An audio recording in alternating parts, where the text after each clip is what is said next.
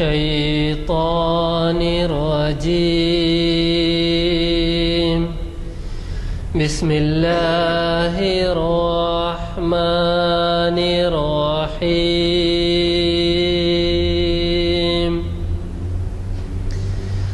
تبت يدا أبي لهب وتب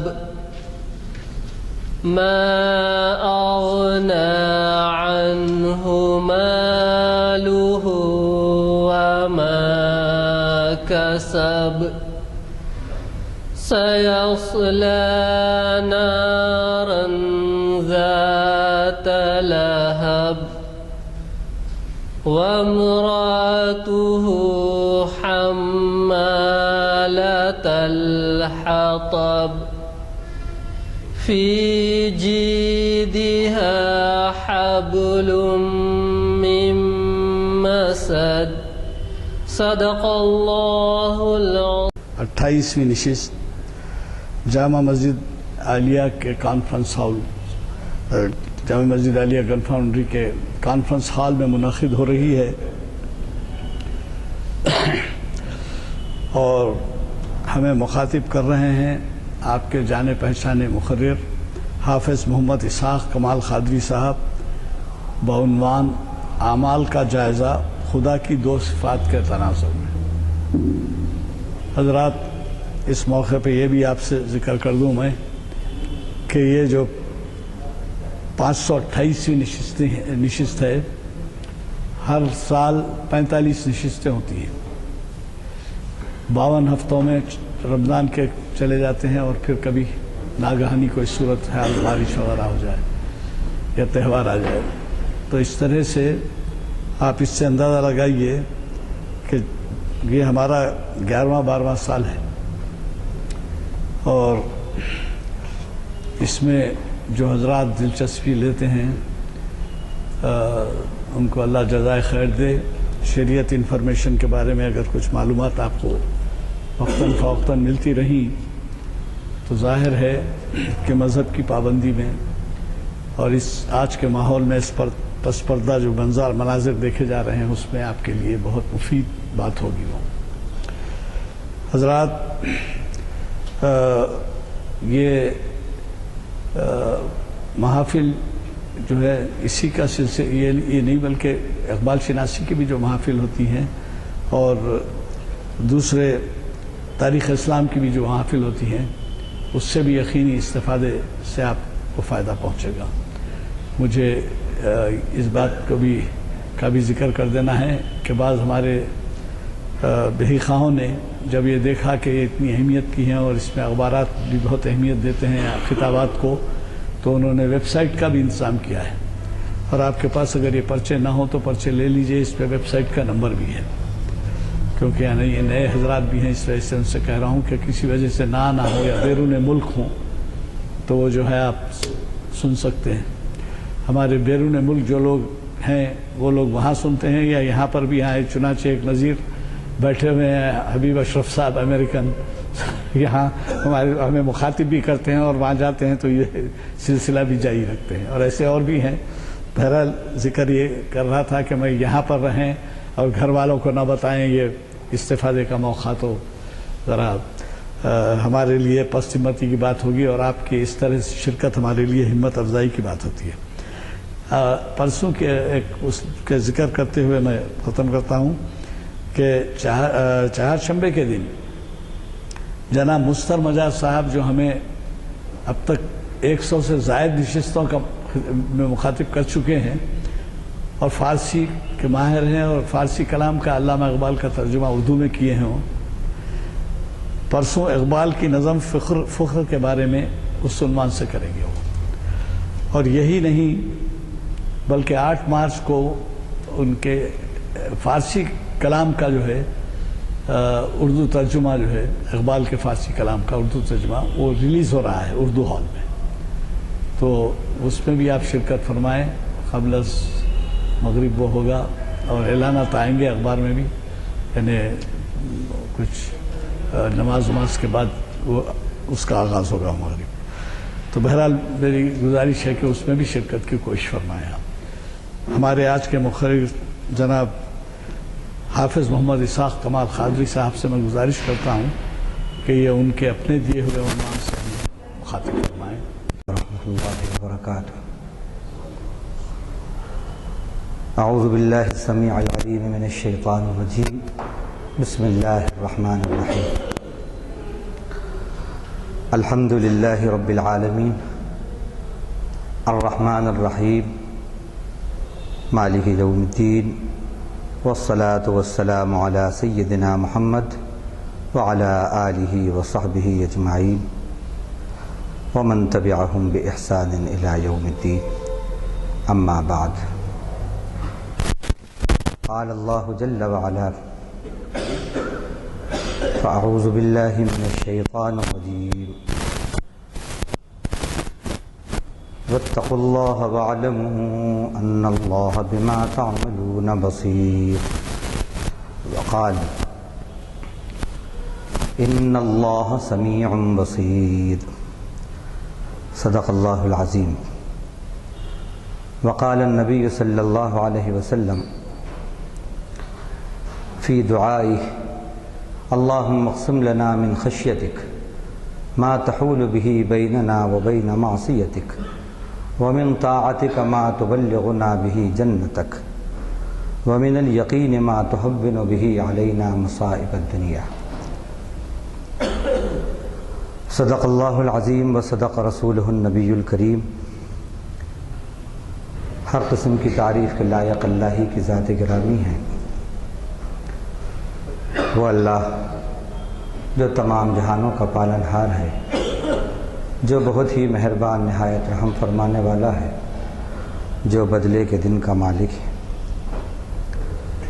ایسی ہستی کے درود اور سلام ہو اس کے آخری نبی حضرت محمد مصطفیٰ صلی اللہ علیہ وسلم پر، آپ کی ازواج پر، آپ کی اولاد پر، آپ کے اصحاب پر، اور آپ کے ان تمام امتیوں پر جنہوں نے آپ کی پیروی کی اور جو قیامت تک آپ کے طریق کی پیروی کرتے رہیں گے۔ آج کا عنوان جیسا کہ آپ نے ابھی جناب غلام یزدانی صاحب سے سنا، بہت ہی اہم عنوان ہے، لیکن کوئی عنوان اسی وقت اہم عنوان بنتا ہے جب وہ زندگی کا عنوان بنتا ہے۔ اگر وہ عنوان زندگی کا عنوان نہیں بنا اور وہ عنوان بندگی کا عنوان نہیں بنا تو وہ چاہے کتنا اچھا عنوان ہو وہ بے عنوان ہے اور بے معنی ہے۔ اس وقت جو حالات ہیں ہمارے سامنے، مشرق مغرب شمال جنوب، وہ ہم سب الیکٹرانک میڈیا اور پرنٹ میڈیا کے ذریعے واقف ہوتے رہتے ہیں، اور پوری دنیا اس وقت ایک گلوبل ولیج بن چکی ہے۔ اس کنارے پر کوئی واقعہ ہوتا ہے تو دنیا کے اس کنارے والے چند منٹوں میں اس سے واقف ہو جاتے ہیں۔ اس وقت جو افراتفری پوری دنیا کے اندر ہم دیکھ رہے ہیں، فساد، قتل و غارت گری، بے راہ روی، حرص، لالچ، مادیت اور مادہ پرستی، تکبر، حسد، کینہ، ان سب کی وجہ کیا ہے اور ان سب کا علاج کیا ہے؟ دنیا میں ہر ایک اپنے اپنے اعتبار سے ان کا سالوشن پیش کر رہا ہے، لیکن یہ سارے کے سارے سالوشنز ہیومن سالوشنز ہیں، یہ ڈیوائن سالوشن نہیں ہے۔ اس کا حل صرف وہی حل ہو سکتا ہے جس کو اس انسان کے خالق اور مالک نے بتایا ہے۔ ان سب خرابیوں کا، بے راہ روی کا نتیجہ اور سبب جو ہے، اگر غور کیا جائے تو دو باتیں: خدا سے بے خوفی اور دین اسلام سے ناواقفیت۔ لب لباب یہی ہے، جہاں پر خوف خدا ہو وہ زبان جھوٹ نہیں بول سکتی، جہاں خوف خدا ہو وہ نگاہ غلط نہیں دیکھ سکتی، جہاں خوف خدا ہو وہ ہاتھ غلط کام نہیں کر سکتے، جہاں خوف خدا ہو وہ قدم غلط جگہ نہیں جا سکتے، جہاں خوف خدا ہو وہ دماغ غلط پلاننگ نہیں کر سکتا۔ اور ایسی بہت سی مثالیں موجود ہیں۔ جب زندگی میں خوف خدا آ جاتا ہے تو زندگی میں تبدیلی آ جاتی ہے۔ ابھی کچھ دن پہلے آپ نے نیٹ پر بھی دیکھا ہوگا اور خبروں میں بھی یہ بات آئی کہ ایک بدنام زمانہ پاکستان کی مسلم عورت جو وہاں کی فلمی دنیا سے تعلق رکھتی ہے، اس طرح کے اس نے سین کیے کہ جس کا کوئی تصور نہیں کر سکتا۔ مسلمانوں کے سر شرم سے جھک گئے، اور اس پر جب اس کو بتایا گیا اور اس کو روکا گیا تو اس نے بجائے اس کے کہ اپنی غلطی کو قبول کرتی، الٹا جو صاحب روک رہے تھے انہی کو کٹہرے میں کھڑا کر دیا۔ لیکن جب اس عورت کی زندگی میں ایک اللہ کے بندے، ایک مخلص بندے کے ذریعے انقلاب آیا، اس کی زندگی میں جب خوف خدا آیا تو پھر اب یہ حال ہے اس کا کہ اس کا حجاب سر سے ہٹتا نہیں ہے، اور کوئی دن ایسا نہیں ہوتا کہ وہ اپنے گناہوں پر روتی نہ ہو۔ پوری زندگی میں انقلاب۔ تو یہ انقلاب جو آتا ہے یہ خوف خدا سے آتا ہے۔ خوف خدائی سے انقلاب ناممکن ہے۔ نہ سورس سے انقلاب آ سکتا، نہ فورس سے انقلاب آ سکتا۔ اس وقت جیسا سورس ہمارے پاس ہیں، جیسے سورسز اور جیسی فورسز شاید کبھی نہیں تھے، لیکن جتنی خرابیاں اس دور کے اندر ہیں شاید اس سے پہلے کبھی نہیں تھیں۔ تو تبدیلی اور گناہوں سے رکنا، واحد حل اس کا اللہ کا خوف، فکر آخرت، دین سے واقفیت ہے۔ اسی ضمن میں ہم نے اللہ تعالیٰ کی دو صفات کی روشنی میں آج کے اس لیکچر کو آپ کے سامنے پیش کرنے کا ارادہ کیا ہے۔ اللہ کی توفیق سے جو ممکن ہو سکے گا آپ کے سامنے پیش کریں گے۔ اللہ کی بہت سی صفات ہیں، ان میں اللہ کی دو صفات، ایک سمیع اور ایک بصیر، یہ بھی صفات ہے۔ اعمال کے جائزے میں ان کا کیا کردار ہے اور کس طرح یہ صفات انقلاب لاتی ہیں، یہ ہم بتائیں گے۔ سب سے پہلے ایک طائرانہ نظر اعمال مسلم پر۔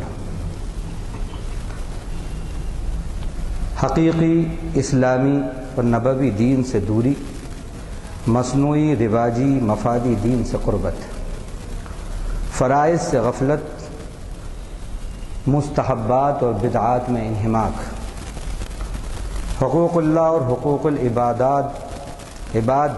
دونوں میں کوتاہی، ماں باپ کی حیثیت کم، اولاد بیوی دوستوں کی حیثیت اس سے زیادہ، چند کوڑیوں کی خاطر اچھے اور نیک مسلمان کا معمولی سی بات پر مرڈر،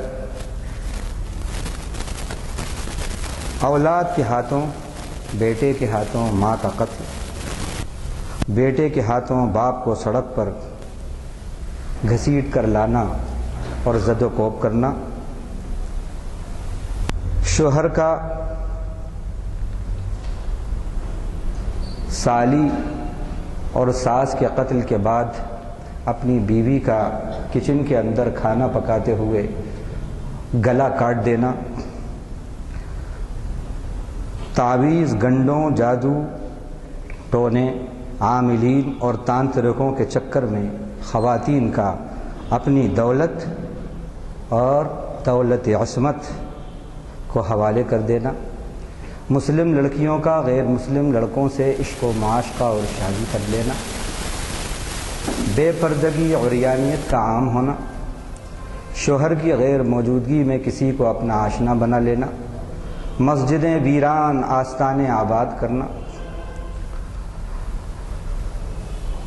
گروہ بندیاں، مسلکی جھگڑے اور کفر و ضلالت کے فتوے ایک دوسرے کو دینا، مدارس، مکاتب، مساجد کے اہم عہدوں پر بے دین، جاہل اور پہلوانوں کے قبضے، گناہ کو فیشن، آرٹ اور کلچر سمجھ لینا اور اس کو کھلے عام پوری تشہیر کے ساتھ کرنا، نیکی اور نیکوں سے اجنبی جیسا برتاؤ کرنا، خدا سے کم خدائی سے زیادہ ڈرنا، لوگوں کا دنیا کے سبب نہ کہ دین کے سبب اکرام کرنا، ریسپیکٹ دینا، دین کو تجارت بنا لینا اور پھر اس کو دنیا کمانے کا سبب بنانا، غیبت، حسد، بغض، نا اتفاقی، لڑائی جھگڑوں کا اکثر سبب بن جانا، دنیا نہ کہ دین کو کمپٹیشن کا میدان بنا لینا۔ یہ چند جھلکیاں تھیں، اب اس کی تفصیل کا وقت نہیں ہے، یہ سب وہ باتیں ہیں جن سے ہم واقف ہیں، یہ ہلکی سی ایک جھلک تھی ہمارے معاشرے کی، دوسرے معاشرے کی ہم بات نہیں کرتے، یہ سب وہ باتیں ہیں جو ہم سب واقف ہیں، جن سے ہم سب واقف ہیں۔ ان سب کا، ان برائیوں کا حل کیا ہے؟ ان برائیوں سے رکنا کب آسان ہوتا ہے اور ان برائیوں سے نفرت کب آتی ہے؟ صرف اور صرف اس تصور سے آتی ہے کہ میرا مالک مجھے دیکھ رہا ہے۔ جو نگران اعلیٰ ہے اس کی نگراں نگاہ، چشم نگراں مجھے دیکھ رہی ہے، اور میں جو کچھ کر رہا ہوں میرا ہر عمل اس کے سامنے کھلا ہوا ہے۔ زبان سے نکلی ہوئی ہر بات، ہر آواز وہ سن رہا ہے، اعضائے بدن سے نکلے ہوئے تمام اعمال وہ دیکھ رہا ہے، گویا کہ وہ سمیع الاقوال ہے، بصیر الاعمال ہے، علیم الاحوال ہے،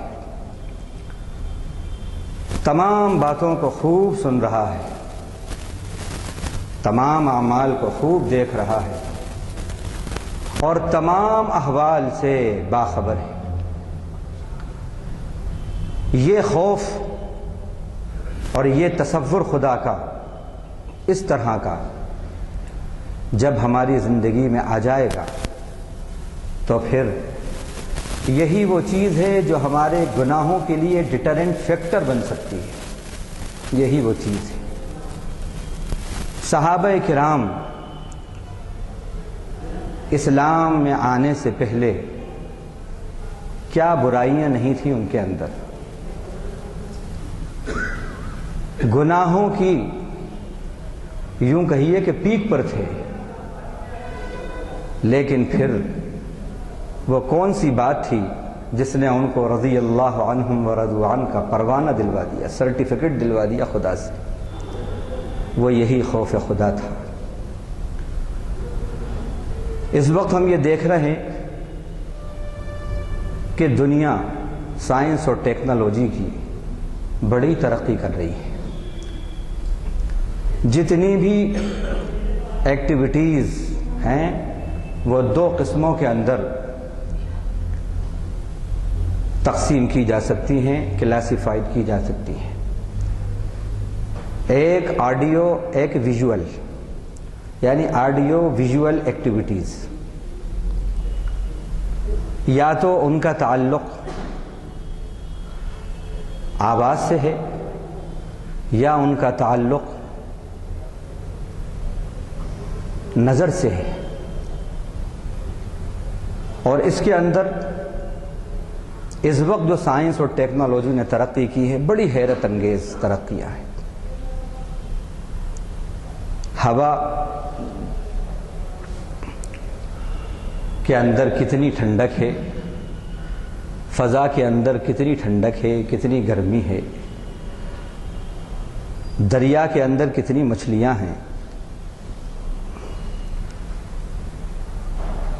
یہ سب باتیں ڈیجیٹل ایج ہے، اس کے اندر یہ سب باتیں آسانی سے کاؤنٹ ہو رہی ہیں۔ ابھی نیشنل جیوگرافی پر ایک ڈاکیومنٹری فلم دیکھ رہے تھے، رات کا اندھیرا ہے، شکار شیر اپنا کر رہا ہے، چیتے کی آنکھ بڑی مشہور ہے، اقبال نے کہا تھا رات کے وقت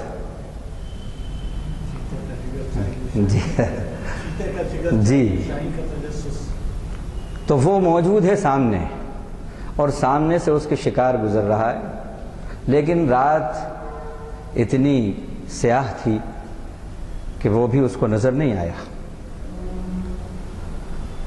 کسی طرح سے اس نے اسمیل کے ذریعے ہلکی سی آہٹ پا کر اب وہ شکار کرتا ہے۔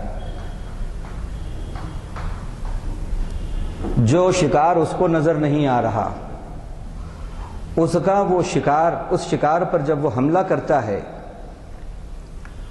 وہ کیسے حملہ کر رہا ہے، کیا ٹیکنک اپناتا ہے، ہزاروں لاکھوں کلومیٹر دور بیٹھے ہوئے لوگ اس کو بالکل اس طرح دیکھ رہے ہیں کہ دن کے اجالے کے اندر یہ سب کام ہو رہا ہے۔ تھرمل پاور جو کیمرے ہوتے ہیں، اس انداز سے ان سے وہ پوری تصویریں آ رہی ہیں، بالکل ایسا لگ رہا ہے کہ اجالے کے اندر یہ سب کام ہو رہا ہے، پورے اجالے میں، جبکہ وہاں کوئی اجالا نہیں ہے اس میں۔ یہ مین میڈ ٹیکنالوجی ہے، مین میڈ ٹیکنالوجی۔ جب کریٹڈ مائنڈ کی ٹیکنالوجی کا یہ حال ہے کہ وہ رات کی تاریکی کو دن کے اجالے میں بدل سکتی ہے، تو پھر کریٹر مائنڈ کی ٹیکنالوجی کیا پور ہوگی؟ کریٹڈ مائنڈ کی ٹیکنالوجی سپر، اور کریٹر مائنڈ کی ٹیکنالوجی پور نہیں۔ ہماری عقل پور ہے۔ اللہ تعالی جس نے انسان کو یہ دماغ دیا کہ اس کے دماغ کو پریزرو کیا جا رہا ہے، آئنسٹائن کا دماغ پریزرو ہے میوزیم کے اندر، اور اس پر ریسرچ ہوئی کہ کیا اس کے اندر خصوصیات تھی۔ جو ہستی ہزاروں آئنسٹائنز کو پیدا کر رہی اور مار رہی ہے، اس ہستی کے دماغ کیا کہنا، اور اس عظیم ہستی کا کیا تصور ہے، اس کی شان سماعت، شان بصارت کیا ہے۔ ہاں، سائنس کی دنیا میں ایک انقلاب لانے والا، نیوکلیئر انرجی کے اندر ایک انقلاب لانے والا، ٹائم اینڈ اسپیس کے اندر جس نے بڑا رول ادا کیا۔ اس سے پہلے یہ بات تھی کہ ایٹمائزیشن کو یہ سمجھا جاتا تھا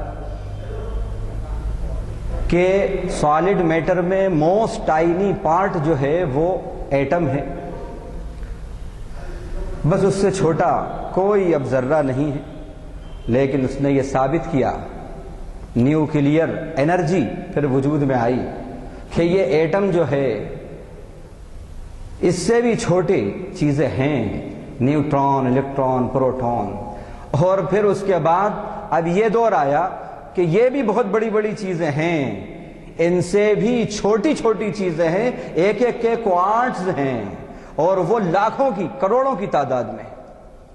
اب آپ سوچ رہے ہوں گے اوہو ہو کیا دماغ ہے، لیکن جب ہم رب ذوالجلال کی شان قدرت اور شان عظمت کا مطالعہ کرتے ہیں تو معلوم ہوتا ہے آئنسٹائن ایک ذرے کی حیثیت بھی نہیں رکھتا، کچھ بھی اوقات نہیں ہے اس کی۔ ما قدر اللہ حق قدر، اللہ کی قدرتوں کا جیسا انداز لگانا چاہیے اس طرح اس کی قدرت کا بھی بندوں نے انداز نہیں لگایا۔ لیس کمثلہ شیء، اس کی طرح بھی کوئی چیز نہیں، اس کی طرح بھی کوئی چیز نہیں ہے۔ وَلَهُ الْمَثَلُ الْأَعْلَى فِي السَّمَاوَاتِ وَالْأَرْضِ، آسمانوں اور زمین میں سب سے بلند مثال ہے اس کی، سب سے بلند مثال ہے اس کی۔ آئنسٹائن کو اگر قرآن مجید کی یہ آیت سورہ یونس کے 7ویں رکوع کی 11ویں پارے کی اگر شاید معلوم ہو جاتی تو وہ اپنا اتنا وقت ضائع نہیں کرتا۔ ایک عجیب سی بات ہے، یہ لگ رہی ہوگی آپ کو، مولانا آپ کی فیلڈ تو یہ ہے، آپ کیا بات کر رہے ہیں؟ حقیقت بتا رہا ہوں، دلیل پیش کرتا ہوں۔ اللہ تعالیٰ نے فرمایا جس کو اس نے ثابت کیا کہ ایٹم سے چھوٹی بھی چیز ہے، یہ بات تو قرآن مجید نے سینکڑوں سال پہلے کہہ دی تھی۔ لا يعزب عن ربك من مثقال ذرة في الأرض ولا في السماء ولا أصغر من ذلك ولا أكبر إلا في كتاب مبين۔ آپ کے رب کی ہستی وہ ہستی ہے کہ ایک ذرے کے برابر بھی کوئی چیز اس سے اوجھل نہیں ہے، نہ ذرے سے چھوٹی نہ ذرے سے بڑی۔ اب غور کرنے کی بات، ذرہ مینس ایٹم، قرآن مجید نے لفظ ایٹم استعمال کیا۔ بڑی تو ہماری سمجھ میں آ رہی ہے کہ ہمالیہ ہے اور بڑے بڑی چیزیں ہیں، لیکن ایٹم سے چھوٹی چیز یہ قرآن مجید نے سینکڑوں سال پہلے کہی تھی، جو آج ثابت ہوا کہ ایٹم سے چھوٹی بھی چیزیں ہیں۔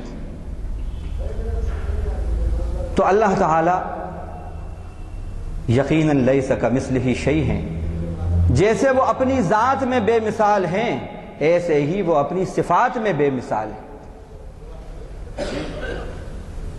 اللہ تعالیٰ کی بہت سی صفات ہیں، اور میں 2 صفات اور پھر ان صفات کو سمجھنے کے لیے ایک صفت اور خبیر، اس کا ہم یہاں پر ذکر کریں گے۔ تو بات ہو رہی تھی سماعت اور بصارت کی، آڈیو اور ویژول ایکٹیویٹیز کی۔ انسان جو کچھ بولتا ہے اور جو کچھ اس کے وجود سے اعمال نکلتے ہیں، 2 ہی قسم کی سرگرمیاں ہیں اس کی، انسان کی، زبان اور اعضاء اور جوارح، 50-50% والا معاملہ ہے۔ اگر ہم یہ تصور کر لیں کہ رب ذوالجلال کی سماعت، اس کا ہیئرنگ پاور، ہماری زبان سے جو بھی آواز نکل رہی ہے، جو الفاظ نکل رہے ہیں، وہ ریکارڈ ہو رہے ہیں اور وہ سن رہا ہے، اور جو ہمارے بدن سے اعمال نکل رہے ہیں وہ بھی سب ریکارڈ ہو رہے ہیں، تو خوف خدا پیدا ہو جائے کہ انہ سمیع بصیر، ان اللہ سمیع بصیر، کہ اللہ تعالی خوب سننے والا اور خوب دیکھنے والا ہے۔ ما یلفظ من قول الا لدیہ رقیب عتید، ایک لفظ نہیں نکالتا کوئی نکالنے والا مگر ایک ریکارڈ کرنے والا فرشتہ ریکارڈ کے لیے تیار رہتا ہے، وہاں پر ریکارڈ کے لیے تیار رہتا ہے۔ اب اللہ آوازوں کو سن رہا ہے. یہ آواز جو ہے یہ کتنے قسم کی آواز ہے؟ آواز اور انسان کے ارادے، انسان کے اعمال، ان کی دو قسمیں ہیں. ایک آزاد خیالی والی آواز، ایک محتاط خیالی والی آواز. ایک آزاد خیالی والے اعمال، ایک محتاط خیالی والے اعمال. معلوم ہو جائے کہ میں جس روڈ سے گزر رہا ہوں اور یہ جس چوراہے پہ کھڑا ہوں یہاں پر کیمرے فٹ ہیں تو پھر ٹریفک رولز کا وائلیشن نہیں ہوتا، بھلے ہی وہ کیمرے آف ہوں. لیکن جھوٹ کو معلوم ہو جائے، کوئی کہہ دے کہ یہاں کیمرے فٹ ہیں، محتاط ہو جاتا ہے انسان. اس کو اگر یہ معلوم ہو جائے کہ میری یہ حرکات ریکارڈ ہو رہی ہیں، میری آواز، میرے اعمال ریکارڈ ہو رہے ہیں، تو وہ محتاط ہو جاتا ہے. بھلے ہی وہاں پر وہ کیمرے آن نہیں ہوں لیکن محتاط ہو جاتا ہے. لیکن ایک ہستی ہے جو الحی القیوم ہیں، جو سمیع اور بصیر ہے، جس کی بصارت اور جس کی قوت سماعت ایسی ہے کہ اس کے کیمرے 24 آورز آن رہتے ہیں، اور وہ چاہے مشرق میں ہوں یا مغرب میں یا شمال میں یا جنوب میں، یا آپ سورسفل ہوں یا فورسفل ہوں، ہر وقت وہ آن رہتے ہیں، ہر چیز ریکارڈ ہو رہی ہے اس میں. اور پھر قیامت کے دن یہ حال ہوگا کہ کہا جائے گا کل انسان الزمناہ طائرہ فی عنقہ ونخرج لہ یوم القیامۃ کتابا یلقاہ منشورا اقرأ کتابک کفی بنفسک اليوم علیک حسیبا. ہر انسان کے گلے میں ہم نے اس کے اعمال کا ہار ڈال دیا ہے، اور ہم اس کے لیے اس اعمال نامے کو، اس کے اس رجسٹر کو قیامت کے دن نکالیں گے. وہ اس کو حد نظر تک پھیلا ہوا پائے گا، اور پھر اس سے کہا جائے گا اپنا نامہ اعمال پڑھ لے، آج تو اپنے حساب کے لیے خود کافی ہو جا. اس کو جب دیکھے گا تو حیران ہو کر کہے گا ما لہذا الکتاب لا یغادر صغیرۃ ولا کبیرۃ الا احصاها. یہ کیسا رجسٹر ہے، نہ چھوٹی چیز کو چھوڑی ہے اس نے، نہ بڑی چیز کو چھوڑا ہے، ہر چیز اس میں ریکارڈ کر لی ہے. اور پھر یہ ریکارڈنگ سسٹم کیسا ہے، زمین پر بھی ریکارڈ ہو رہا ہے. یومئذ تحدث اخبارها بان ربک اوحی لها. اس دن یہ زمین جو کچھ اس کے اوپر حالات ہیں سب کی خبر دے گی، کیونکہ اس کے رب نے وحی کی ہے اس کو کہ تو سب بتا. اللہ کے نبی صلی اللہ علیہ وسلم نے صحابہ سے پوچھا ما اخبارها، تم جانتے ہو کہ زمین کی خبریں کیا ہیں؟ صحابہ نے کہا اللہ ورسولہ اعلم. یہ ترمذی شریف میں حدیث آئی ہے، اللہ اور اس کا رسول زیادہ بہتر جانتا ہے.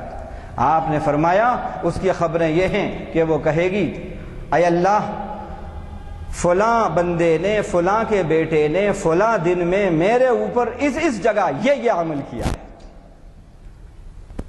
یہ ریکارڈنگ ہے، یہ ریکارڈنگ ہو رہی ہے. ایسا رب ذوالجلال کی نگاہ کے اندر جب یہ یقین آ جائے ہمارا، اور یقین ہو جائے کہ اور اس کی بصارت، اس کی سماعت ہمیں سن رہی ہے، اس کی نگاہ ہمیں دیکھ رہی ہے، تو پھر خوف خدا آئے گا. اور جب خوف خدا آئے گا تو پھر گناہ گھٹیں گے، گناہ بڑھیں گے نہیں. آج آوازیں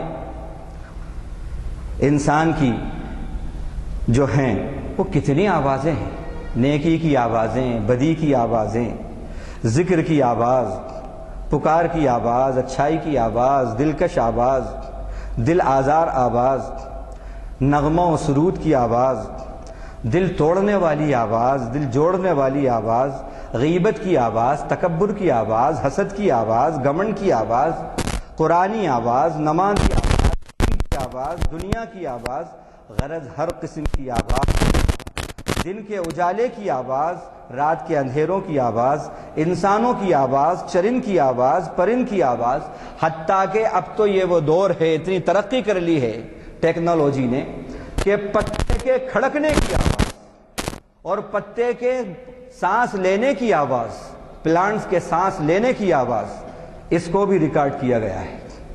یہ بھی آج معلوم ہو گیا۔ پتے کے ٹوٹ کر گرنے کی آواز، ما تسقط من ورقۃ الا یعلمها، ایک پتا نہیں گرتا درخت سے مگر وہ اس کو بھی جانتا ہے۔ بارش کے قطروں کی آواز، بارش کے رمجھم کی آواز، آبشاروں کی آواز، ان کے جھرنوں کی آواز، غرض سنی آواز اور انسنی آواز، جانی آواز اور انجانی آواز، ہر وقت اور بر وقت، ہر جگہ اور ہر موسم میں جو ہستی سن رہی ہے اور سنتی رہتی ہے، اسی ہستی کا نام السمیع ہے، خوب سننے والی۔ یہ سمیع کی ڈیفینیشن ہے کہ وہ خوب سن رہی ہے، خوب سن رہی ہے۔ اب دیکھنے کا معاملہ ہے، بدن سے جو بھی کام نکلتے ہیں وہ اچھے ہوں یا برے ہوں، گھر میں ہوں یا گھر کے باہر ہوں، انڈور لائف ایکٹیویٹیز ہوں یا آؤٹ ڈور لائف ایکٹیویٹیز ہوں، نیکی کے کاموں کی سرگرمیاں ہوں یا بدی کے کاموں کی سرگرمیاں ہوں، ان سے جو ہستی واقف ہے اور جو ان کو خوب خوب دیکھ رہی ہے اور ہر وقت دیکھ رہی ہے اور جس کا یہ مشاہدہ کبھی ڈسکنیکٹ نہیں ہوتا، اس ہستی کو بصیر بولتے ہیں۔ البصیر، البصیر۔ اللہ تعالیٰ نے یہ جو باتیں سمیع اور بصیر سے متعلق ہیں کس طرح مختلف آیتوں کے اندر ریفرنس دیے ہیں، میں چند آیتیں اب آپ کے سامنے پیش کرتا ہوں۔ کچھ یہودیوں نے جب یہ آیت اتری من ذا الذی یقرض اللہ قرضا حسنا، کون ہیں جو اللہ کو قرض حسن دے گا، فیضاعفہ لہ ولہ اجر کریم، تو اللہ تعالیٰ اس کو دگنا چوگنا کر کے دے گا۔ تو یہودیوں نے مذاق اڑایا اور کہا دیکھو محمد کا رب نعوذ باللہ کنگال ہو گیا، انسانوں سے قرض مانگ رہا ہے۔ اب اس بات کی اللہ کے نبی صلی اللہ علیہ وسلم کو تو خبر نہیں ہوئی، کیونکہ یہ بات بہت دور یہودیوں نے کہی تھی، لیکن زمین والے کو زمین والے کی خبر نہیں ہوتی، لیکن آسمان والے کو زمین والے کی خبر زمین والے سے پہلے ہو جاتی۔ آیتیں اتر آئی، لقد سمع اللہ قول الذین قالوا ان اللہ فقیر ونحن اغنیاء، یقیناً اللہ تعالیٰ نے سن لی ہے ان لوگوں کی بات کو جنہوں نے کہا اللہ فقیر ہیں اور ہم غنی ہیں۔ یہ ہے خدا کی سماعت، خدا کی سماعت یہ ہے، سب ہیچ ہیں اس کی سماعت کے آگے۔ اب دوسرا سنیے خدا کی السمیع، صفت السمیع پر اعمال کے جائزے میں یہ صفات کا بہت اہم رول ہے، بہت اہم رول ہے۔ کرنے کا کام یہاں پر ہے کہ خوف خدا اور ایمان کامل پیدا ہو تو دنیا سے گناہ رک سکتے ہیں، وگرنہ کروڑ ہا ڈالر، ملین اور بلین ڈالر خرچ کیجئے، کانفرنسز کیجئے، سمپوزیم کیجئے، سب کچھ کیجئے، کرائم کنٹرول سیلز بنائیے، لیکن نتیجہ زیرو، کچھ بھی نہیں ہوتا۔ اسی طریقے پر نتیجہ نکل سکتا ہے جس طریقے کو کالی کملی والے نے اللہ کی ہدایات سے اپنے کلام مجید کے اندر ہمیں دیا ہے، اسی طریقے سے انقلاب آ سکتا ہے، اور مین میڈ طریقے سے انقلاب نہیں آ سکتا، گاڈ میڈ طریقے سے انقلاب آ سکتا ہے۔ اللہ کے نبی صلی اللہ علیہ وسلم کے پاس ایک خاتون آتی ہیں، ان کا نام ہے خولہ بنت مالک بن ثعلبہ۔ آ کر کہتی ہیں اللہ کے نبی میرے شوہر نے مجھ سے یہ الفاظ کہہ دیے، انت علی کظہر امی، تو میرے اوپر میری ماں کی پیٹھ کی طرح ہے۔ زمانہ جہالت میں اگر اس طرح کا کوئی جملہ شوہر اپنی بیوی سے کہہ دیتا تھا تو سمجھا جاتا تھا کہ اس کی بیوی کی طلاق ہو گئی اور اب وہ اس کے لیے حرام ہو گئی۔ چونکہ ابھی طلاق کی آیتیں اتری نہیں تھیں، اس لیے اللہ کے نبی صلی اللہ علیہ وسلم نے فرمایا کہ تمہارے شوہر کے لیے اب حلال نہیں رہیں، طلاق ہو گئی۔ انہوں نے کہا اللہ کے نبی انہوں نے واضح الفاظ نہیں کہے، اللہ کے نبی نے کہا ہو گئی۔ اس میں تھوڑا سا اس خاتون نے 2-3 مرتبہ سوال کیا، اس کو اللہ تعالیٰ نے کہا ڈسکشن، مجادلہ کہا۔ یہ بات ہوئی، وہ اپنے گھر جاتی ہے، وہ خاتون اللہ والی خاتون، اور گرم آنسو اور ٹھنڈی آنکھوں سے اللہ کے دربار میں یہ التجا کرتی ہے، اے اللہ میرے بچے چھوٹے ہیں، یہ بے سہارا ہو جائیں گے، جو حق ہے، حق کا فیصلہ ہے میرے حق میں فرما۔ اب غور کریے،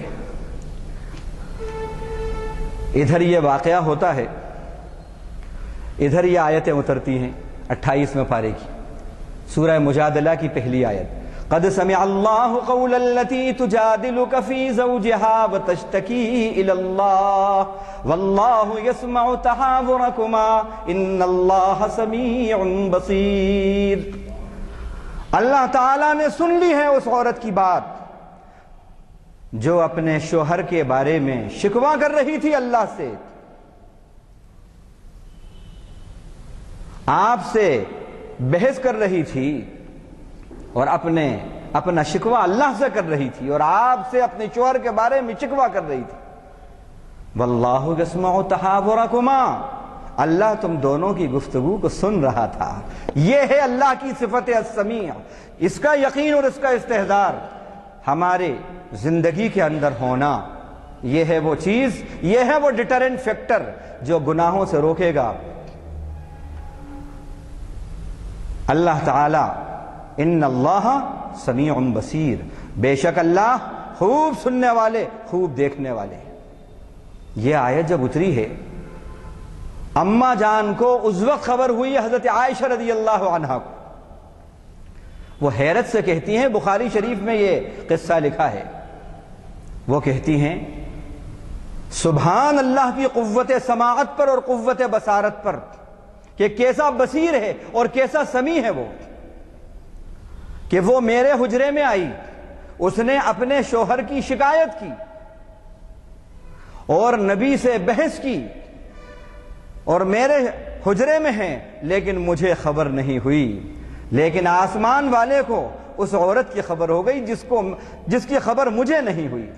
پاس ہیں، زمین پر ہیں، لیکن زمین والے کو جو اس کے پاس ہے اس کی خبر نہیں، لیکن آسمان والے کو زمین والے کی خبر زمین والے سے پہلے ہو گئی۔ یہ ہے اللہ کی قوت سماعت اور قوت بصارت۔ اسی طرح یا ایھا الذین آمنوا لا تقربوا الصلاۃ وانتم سکارى حتى تعلموا ما تقولون، یہ نساء کی آیت نمبر 43۔ اس کے بارے میں یہ آتا ہے کہ حضرت عبد الرحمن بن عوف جو عشرہ مبشرہ میں سے ہیں، انہوں نے دعوت کی اپنے گھر، کچھ دوستوں کو بلایا، اس میں حضرت علی بھی تھے رضی اللہ عنہ، اور اس وقت تک شراب حرام نہیں ہوئی تھی۔ کھانے کے بعد، ضیافت کے بعد دور جام بھی چلا، مغرب کا وقت ہو گیا، نشہ کچھ چڑھ چکا تھا۔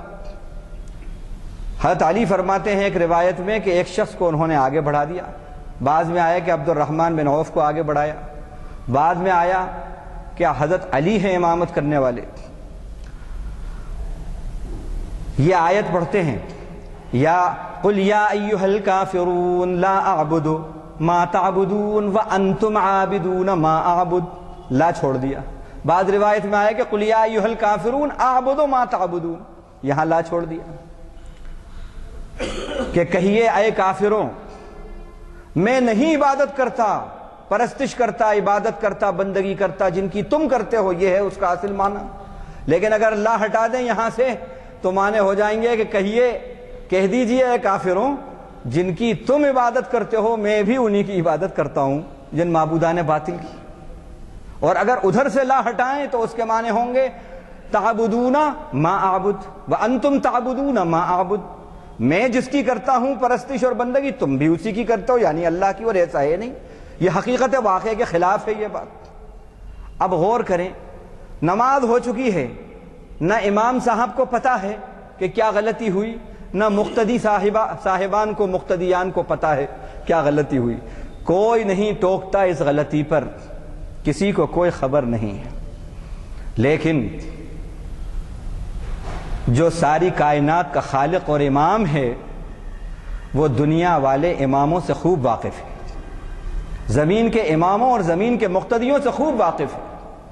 فوراً یہ آیت اترتی ہے تب انہیں معلوم ہوتا ہے ارے یہ لفظ چھوڑ دیا ہم نے. اور لفظ کون سا ہے؟ صرف 2 حرفی لفظ ہے, لا. لا کے معنی نہیں. اس لا کو سمجھیے, یہ سمجھنا بھی ایک ڈیوائن لا ہے, LAW, یہ بھی سمجھیے. لیکن ہم اس لا کو نہیں سمجھتے, بس لا لا, گیو ٹیک ٹیک ٹیک, بس یہ لا کو سمجھتے ہیں. صرف ایک لفظ لا چھوٹا ہے وہاں پر اور اس کی کوئی اہمیت نہیں دی ہے. لیکن 1-2 حرفی اس لفظ کی خبر آسمانوں کے اوپر رب ذوالجلال کو ہو گئی اور آیت اترا. یہ ہے اللہ کی قوت سماعت اور قوت بصارت. اب آیتیں اسی طرح جہاں جہاں لفظ سمیع اور بصیر آیا ہے اس کو میں سرسری طور پر لیتا ہوا چلوں گا, اور پھر اس کے اندر کس طرح سمیع اور بصیر کا ریلیونس ہے اور کیا ریشنلٹی پائی جاتی ہے اس آیت کے اندر اس سمیع اور بصیر سے, یہ آپ کو بتاؤں گا میں. ثم انتم هؤلاء تقتلون انفسكم وتخرجون فريقا منكم من ديارهم تظاهرون عليهم بالاسم والعدوان وان ياتوكم اسارى تفادوهم وهو محرم عليكم اخراجهم. یہ پوری آیت ہے. آخر میں اس کے آیا وما اللہ بغافل عما تعملون.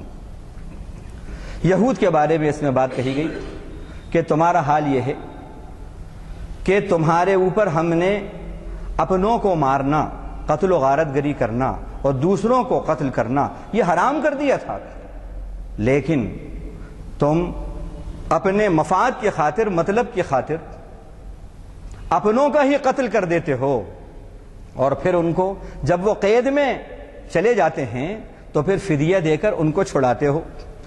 کتاب کے بعض حصے پر ایمان رکھتے ہو, مانتے ہو, اور کتاب کے ایک حصے کو نہیں مانتے. یہ بھی تھا اس کے اندر کہ قید میں اگر تمہارے بھائی چلے جائیں تو چھڑاؤ, یہ تو مان لیا. لیکن یہ بھی تھا کہ بھائیوں کو قتل مت کرنا, ان کو تکلیف نہیں دینا, انہیں ستانا نہیں. یہ نہیں مانا. ایک جز کو مانا, ایک جز کو نہیں مانا. یہ کہنے کے بعد اللہ نے کہا تم جو کچھ عمل کر رہے ہو رب اس سے, اللہ اس سے غافل نہیں ہے, غافل نہیں ہے, اسے غافل گمان نہ کرو. اس سے جو بات ہمیں معلوم ہوتی ہے وہ یہ, انسان قول و عمل کے تضاد کیا کیا کر رہا ہے. جس وقت وہ قول و عمل کا تضاد کر رہا ہو اور اس کے اندر یہ تضاد اس میں آ رہا ہو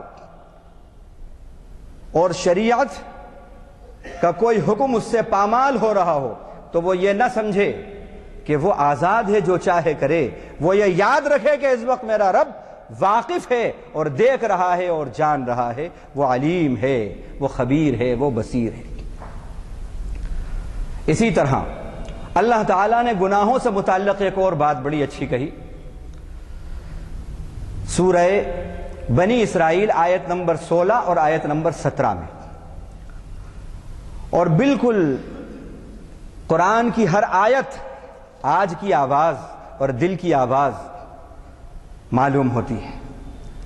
فرمایا وَإِذَا أَرَدْنَا أَن نُهْلِكَ قَرْيَةً أَمَرْنَا مُتْرَ فِيهَا فَفَسَقُوا فِيهَا فَحَقَّ عَلَيْهَا الْقَوْلُ فَدَمَّرْنَاهَا تَدْمِيرًا وَكَمْ أَهْلَكْنَا مِنَ الْقُرُونِ مِن بَعْدِ نُوحٍ وَكَفَى بِرَبِّكَ بِذُنُوبِ عِبَادِهِ خَبِيرًا بَصِيرًا۔ اب دیکھیں یہاں بصیر کی صفت آئی، خبیر کی صفت آئی۔ یہ سمیع اور بصیر کی جو دو صفات ہیں، خوب سننے والا، خوب دیکھنے والا، اس کے بیچ میں ایک صفت خبیر ہے جو دونوں کو لنک کرتی ہے، دونوں کو لنک کرتی ہے۔ اس کے بارے میں بھی سمجھ لیں۔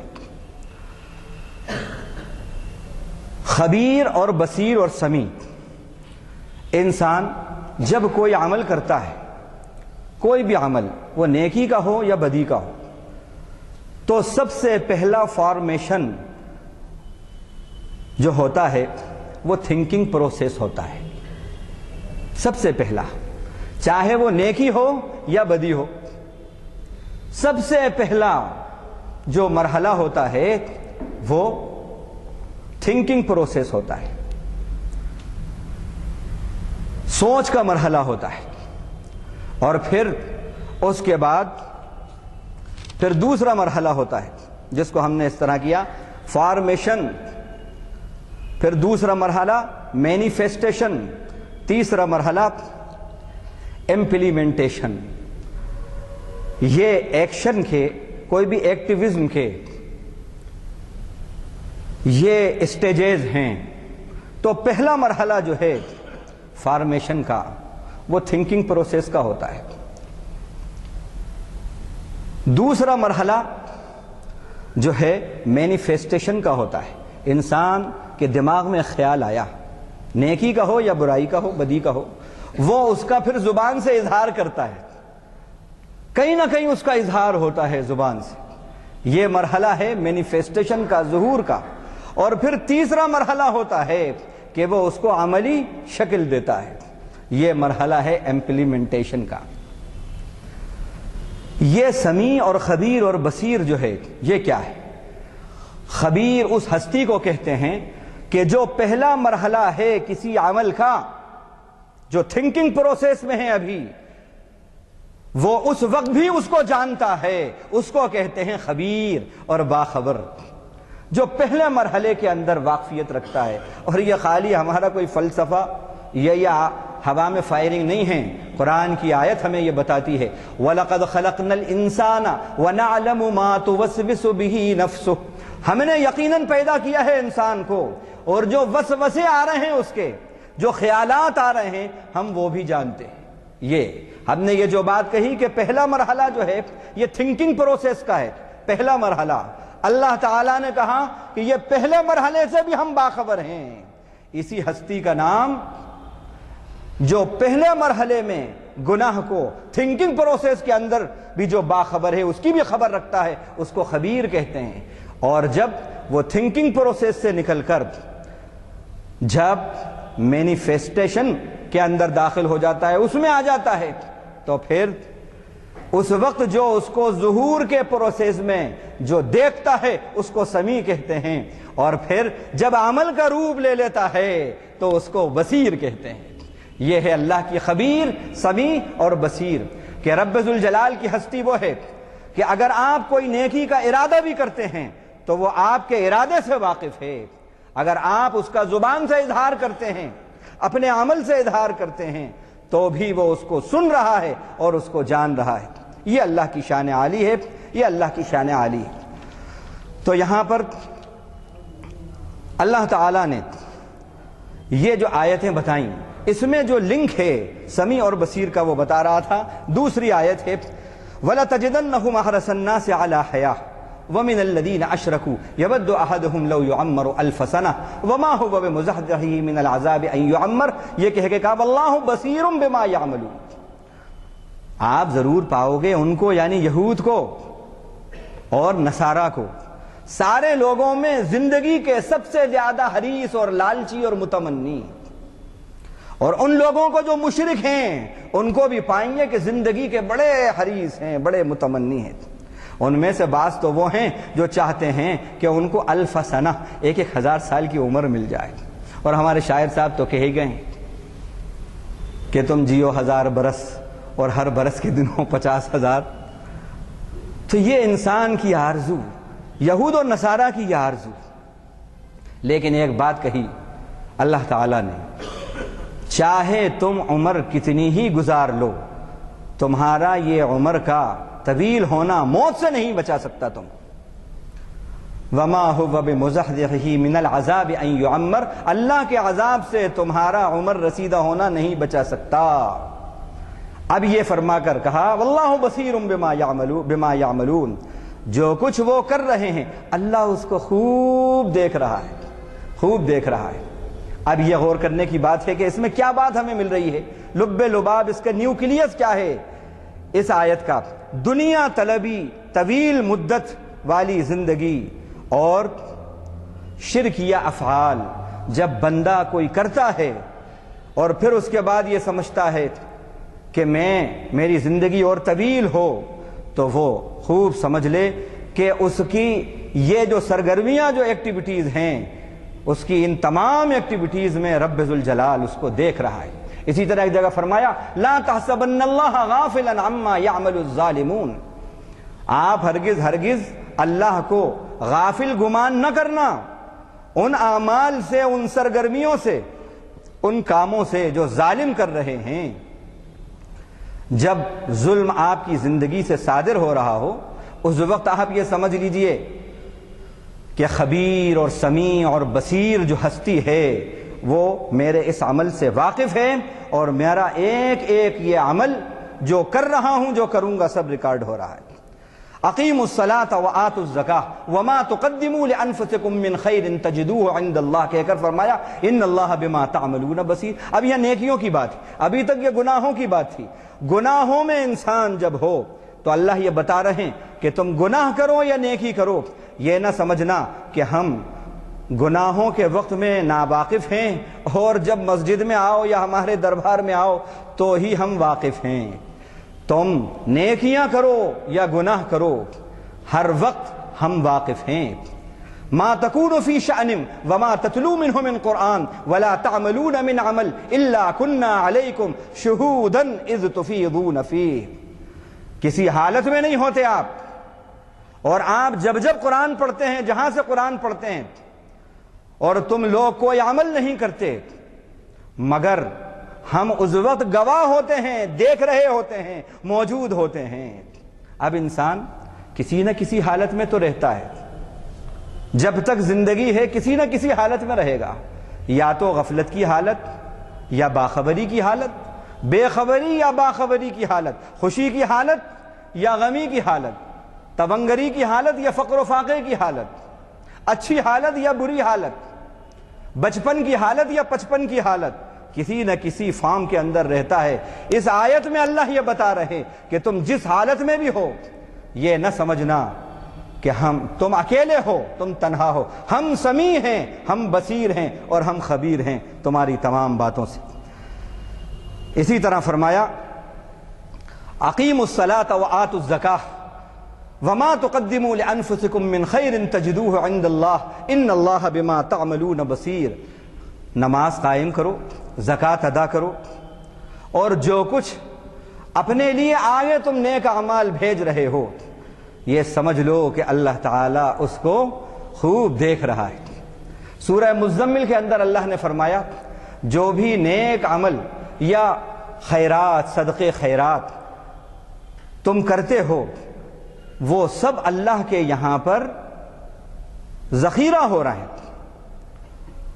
تجدوہ عند اللہ، اللہ کے یہاں اس کو پاؤ گے.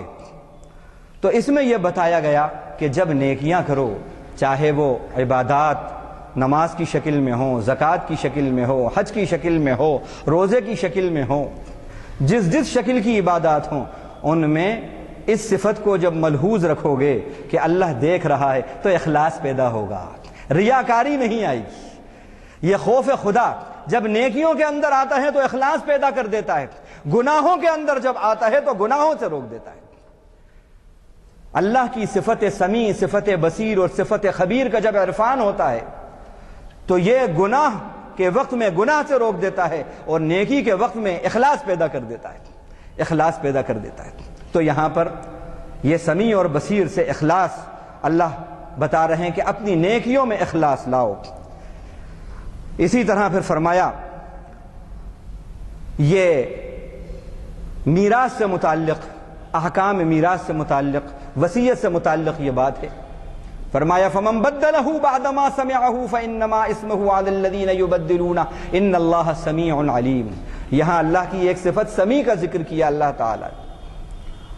اللہ اپنی ایک ایک صفت، کبھی سمیع کا، کبھی بصیر کا، کبھی قدیر کا، کبھی خبیر کا ذکر کرتے ہیں، لیکن کچھ نہ کچھ حکم دے کر، کوئی واقعہ بتا کر ذکر کرتے ہیں، اور اس کا، اس صفت کا اس واقعے سے بڑا ریلیونس ہوتا ہے۔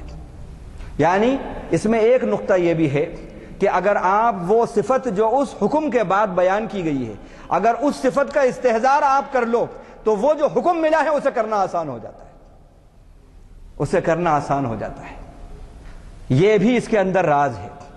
اب دیکھیے میراث کے اندر کتنے جھگڑے، کتنی حق تلفیاں ہوتی ہیں۔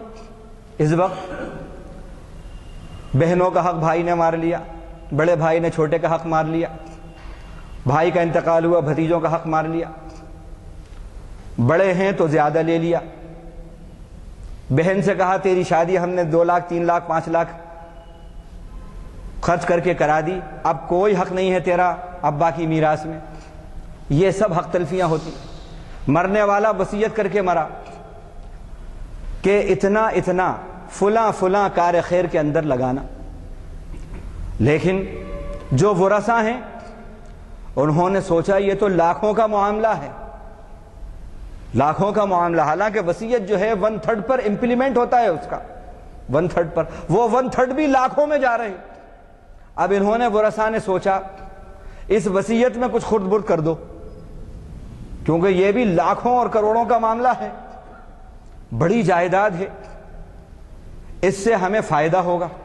اللہ تعالیٰ نے وصیت کے حکم کو بیان کرتے ہوئے یہ فرمایا فمن بدلہ بعد ما سمعہ، اگر کسی نے مرنے والے سے اس وصیت کو سنا اور اس کی وصیت حق بجانب تھی، انصاف پر مبنی تھی، انصاف بیس تھی، اور پھر اگر اس نے دنیا کی لالچ میں اس کی وصیت کو بدل ڈالا، تو ایک بات سمجھ لو، تم جو کچھ اس وصیت کے بارے میں کہہ رہے ہو ایک دوسرے سے، اللہ اس کو سن رہے ہیں، اور جو کر رہے ہو اللہ اس کو جان رہے ہیں۔ جو بے ایمانی کرو گے، جو حق تلفی کرو گے، اللہ کو اس کا علم ہے۔ اب یہاں غور کریں آپ، سمیع اور علیم کی جو صفت ہے اس کا کتنا ریلیونس ہے۔ اللہ سن رہا ہے، اللہ جان رہا ہے۔ جتنا اس صفت کا اس وقت جتنا استحضار ہوگا، اس سے معلوم ہوا کہ بندوں کے حقوق کی ادائیگی میں بھی یہ سمیع اور علیم اور بصیر کی صفات جو ہیں اپنا رول زبردست پلے کرتی ہے۔ یہ ہمیں یہ بات معلوم ہوئی اس سے۔ اسی طرح اللہ تعالیٰ نے فرمایا لا تجعلوا اللہ عرضۃ لایمانکم۔ یہ بھی وہ باتیں ہیں جو روز مرہ ہمارے مشاہدے میں آتی ہیں۔ جھوٹی قسمیں کھانا، تھوڑی تھوڑی سی باتوں میں ایمان کا سودا کر لینا، چند لاکھ اور چند کروڑ میں بک جانا، جہاں مطلب ہے تو اللہ کو بیچ میں لے آنا، دین کو بیچ میں لے آنا، ایمان کو بیچ میں لے آنا، قرآن کو بیچ میں لے آنا، حدیث کو بیچ میں لے آنا، قرآن کی، اللہ کی اور کعبے کی اور نبی کی سب کی قسمیں کھا لینا، اور جہاں پر مطلب نہیں ہے، ضرب پڑ رہی ہے تو ان سب کو بھول جانا۔ اللہ تعالیٰ کو یہ خبر تھی ان سرگرمیوں کی، ان اعمال کی، اس لیے اس نے ان باتوں کا، ان خامیوں کی طرف اشارہ کیا اور حکم دیا کہ خبردار یہ گناہ ہے، ایسا نہیں کرا کرو، اور پھر اپنی اس صفت کا اظہار کیا اس نے کہ وَلَا تَجْعَلُوا اللَّهَ عُرْضَةً لِأَيْمَانِكُمْ أَن تَبَرُّوا وَتَتَّقُوا وَتُصْلِحُوا بَيْنَ النَّاسِ وَاللَّهُ سَمِيعٌ عَلِيمٌ۔